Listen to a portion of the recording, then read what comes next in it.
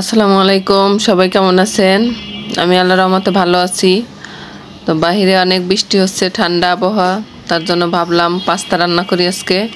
তো পাস্তা রান্না করার জন্য আমি পাস্তাটা আলাদাভাবে সিদ্ধ করে নিয়েছি।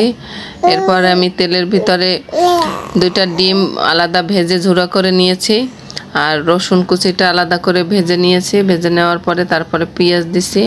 পেঁয়াজটা রসুনটা আলাদা ভাজার পরে আমি সস দিছিলাম, এটা স্কিপ হয়ে গেছে। টমেটো সস, তারপরে চিনি, মরিচের গুঁড়া, কাঁচামরিচ, এটা দিয়ে ভালোভাবে কষাইয়ে তারপরে আমি পাস্তাটা দিয়ে দিছিলাম। অল্পতে ইজিলি শর্টকাটে আমার পাস্তাটা রেডি হয়ে গেছে।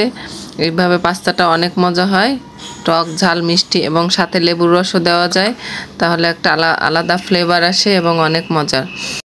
এই যে পাস্তাটার ফাইনাল লুক। পাস্তাটা দেখতে অনেক মজা হয়েছে এবং খাইতেও অনেক মজা হয়েছে। এখন আমি আর একটা নাস্তা বানাবো, বুটের ডাল দিয়ে হালুয়া। তো সেটার জন্য আমি বুটের ডালটাকে অনেকক্ষণ ভিজিয়ে রাখছিলাম। তো ভিজিয়ে রাখার পরে সিদ্ধ করে অফলাইনে তারপরে এখন আমি বেটে নিছি। তো বাটার পরে এটার সাথে আমি সুজি দিয়ে মিক্স করে তারপরে হালুয়া বানাবো, কারণ শুধু বুটের ডালের হালুয়াটা ভালো লাগে না, খেতে ড্রাই লাগে। তাই জন্য আমি প্রথমে সুজিটাকে ঘিয়ে ভেজে নিয়েছি, সাথে আমি এলাচ, দারচিনি আর তেজপাতা দিয়েছি ফ্লেভারের জন্য। তো ঘিয়ে সুজিটা ভাজার পরে বুটের ডালটা দিয়ে দিলাম। বুটের ডালটাও ঘিয়ের সাথে ভালোভাবে ভেজে নিছি। তো ভাজার পরে আমি এখন এখানে চিনি আর দুধ গুলিয়ে নিছি ভালোভাবে। চিনি আর দুধটাকে এখন দিয়ে দিলাম, দিয়ে এটাকে ভালোভাবে নাড়তে হবে যাতে দলা পাকিয়ে না যায়। এজন্য আমি এটুকু দিয়ে ভালোভাবে মিক্স করে নিছি দলাগুলো ভালোভাবে মিহি করার জন্য। তো এটা দলাটা মিহি করার পরে আমি আবার পানি দিয়ে দিব।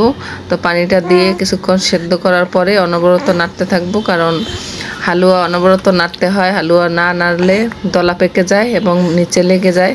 এই যে আমার চামচে অনেকটা লেগে গেছে, চামচের সাথে হালকা উঠে আসছে, এমনিতে বেশি একটা লাগে নাই, কিন্তু অনবরত নাড়তে হয়। তো নাড়তে নাড়তে আমার হালুয়াটা ঘন হয়ে গেছে।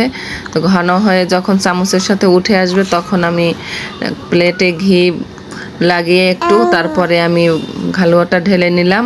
ঢেলে অনেকক্ষণ ঠান্ডা করার পরে কেটে হালুয়া বানানোর পরে লাস্ট ফিনিশিং এই অবস্থা। হালুয়া কাটার কোনো ভিডিও আমি করতে পারিনি, তার আগেই সবাই খাইয়ে ফেলাইছে। এই দেখেন ফাইনাল লুক। হালুয়াটা অনেক মজা হয়েছে।